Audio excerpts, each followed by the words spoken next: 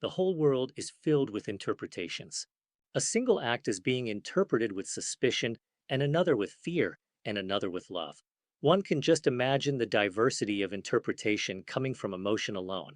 Add on the interpretation coming from those professing to be wise, meaning there is an interpretation from wisdom. All these interpretations are of human origin, but there is a mind not of man whose ways are not of man, an interpretation which is not private, but of the Spirit. The wind bloweth where it listeth, and thou hearest the sound thereof, but canst not tell whence it cometh, and whither it goeth.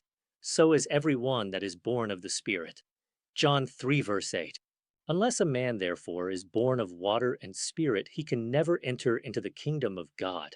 Meaning, the natural man and the carnal man will never have a quickened spirit, thus making it impossible to experience the spiritual works and ways of God.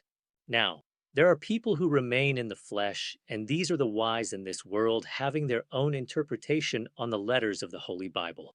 The world certainly will compare the wise against the wise, just as Solomon's wisdom was pitted against the wise men of the East. But the wisdom of God is nothing comparable.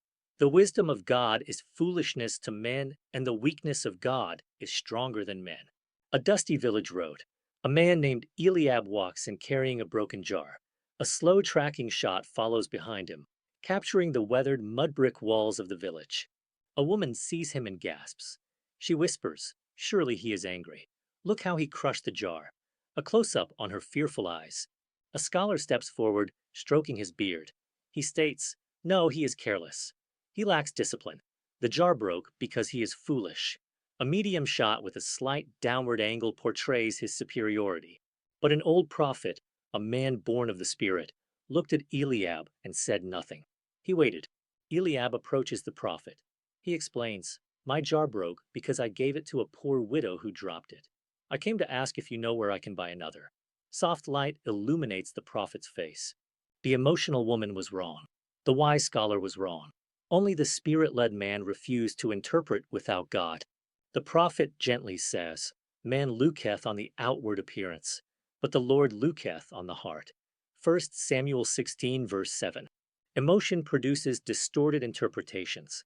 Human wisdom produces confident but false interpretations. Only the Spirit produces true interpretation. Only the man born of the Spirit can see, enter, and understand the kingdom. The spiritual man is like the wind, untraceable, unexplainable, and God taught. So is every one that is born of the Spirit.